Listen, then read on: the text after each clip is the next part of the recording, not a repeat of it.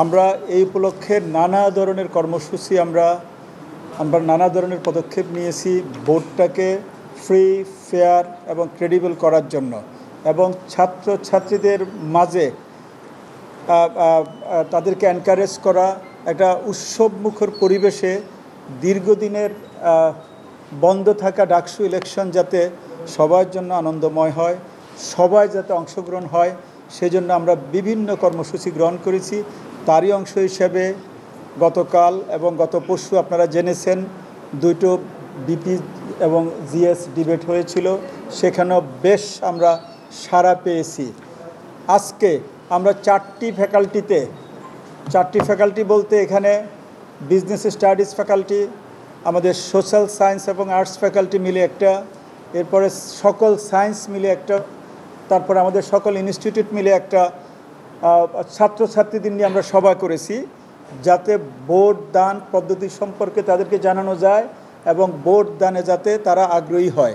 আপনারা জানেন এই ভোটারদের মেজর অংশ কিন্তু নতুন ভোটার, সেজন্য কমিশনের পক্ষ থেকে আমাদের সম্মানিত কমিশনাররা বিভিন্ন ধরনের গাইডলাইন লিখে তাদেরকে এনকারেজ করার জন্য এই সভাটার আয়োজন করেছে কমিশনের পক্ষ থেকে।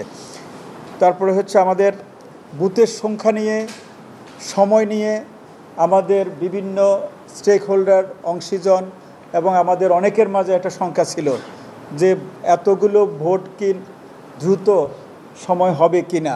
তো সেজন্য আমরা কমিশন বসে আবার পুনরায় আমরা চিন্তা করে আমরা 8টা কেন্দ্রে আগে যে 710 বুথ ছিল সেটাকে 810-এ উন্নীত করেছি, যাতে কোনো ভোটার, সে আবাসিক হোক অনাবাসিক হোক, কোনোভাবে যাতে এসে লাইনে দাঁড়িয়ে থেকে বিরক্ত না হয়, আসা মাত্র সে বুথে যাওয়া যাতে সুযোগটা হয়ে যায়।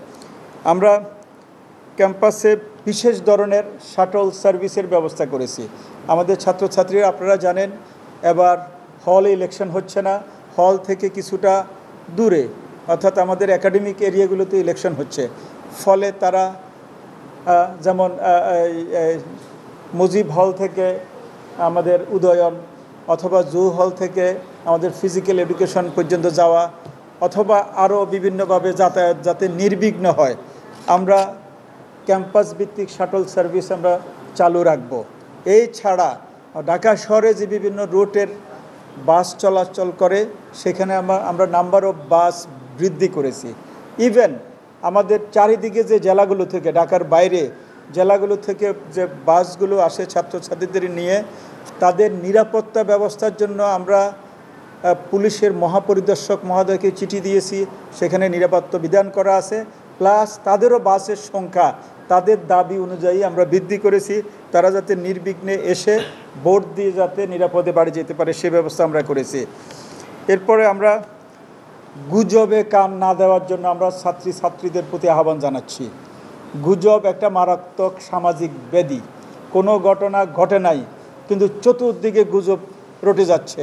তা আমরা এই বিষয়ে আমাদের প্রিয় ছাত্রছাত্রী এবং অংশীজনদেরকে আমরা অনুরোধ করব, আপনারা গুজবে কান না দিয়ে আমাদের রিটার্নিং অফিসারদের যে অফিস আছে সেখানে আসতে পারেন, অথবা আমরা রেগুলারলি আমাদের ঢাকা বিশ্ববিদ্যালয় ফেসবুক পেজ, ওয়েবসাইট থেকে সংবাদ প্রচার হচ্ছে।